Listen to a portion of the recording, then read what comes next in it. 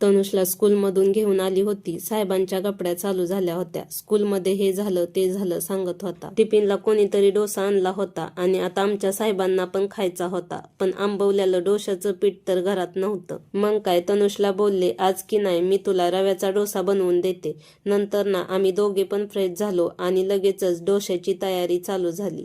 पहिले तर 1 वाटी रवा चाळून मिक्सरच्या भांड्यात घेतला. नंतर त्यात ना 3 चमचे दही, 1 हिरवी मिरची, थोडासा लसूण, जिरे आणि चवीनुसार मीठ टाकलं आणि नंतर ना त्यामध्ये थोडंसं पाणी घालून हे मिश्रण मिक्सरला बारीक करून घेतलं. आता बारीक केलेलं मिश्रण ना एका भांड्यामध्ये काढून घेतलं. आता हे मिश्रण मला खूप घट्ट वाटत होतं. याचे डोसे बनवायला घेतले असते तर ना डोसे राहिले बाजूला, उपमास तयार झाला असता. म्हणूनच ना या मिश्रणात थोडं थोडं पाणी घालत ना जसं डोश्यासाठी बॅटर लागतं ना तसं बनवून घेतलं. आता तवा गरम करायला ठेवला आणि बनवलेल्या बॅटरमध्ये थोडासा सोडा टाकून चांगलं मिक्स करून घेतलं. आता इकडं तवा पण गरम झाला होता, त्यावर थोडंसं तेल लावून घेतलं आणि मग घेतले ना डोसे बनवायला. पळीच्या साह्याने जेवढा पातळ पसरवता येईल तेवढा पातळ डोसा पसरवून घेतला. नंतर दोन्ही बाजूने हा डोसा चांगला भाजून घेतला आणि हा डोसा अगदी आंबवलेल्या पिठासारखाच तयार झालाय.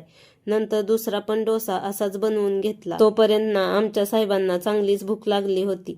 मग काय त्याच्या आवडीचं टोमॅटो केचप आणि गरमागरम डोसे दिले ना मग त्याला खाण्यासाठी. आणि तनुषने ना हे डोसे खूप आवडीने खाल्ले सुद्धा.